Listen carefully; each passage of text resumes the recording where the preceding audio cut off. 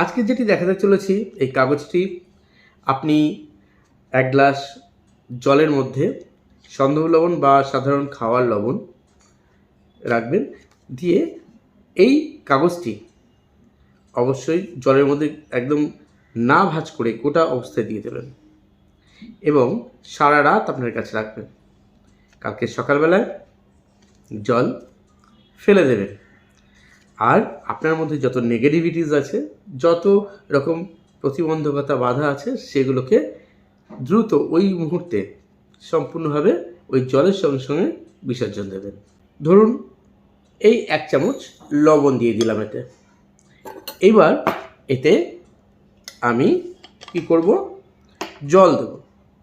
এতে আমি পুরো জল দিয়ে দিলাম গ্লাসে। ঠিক আছে, এবার কি করব, এই যে কাগজটা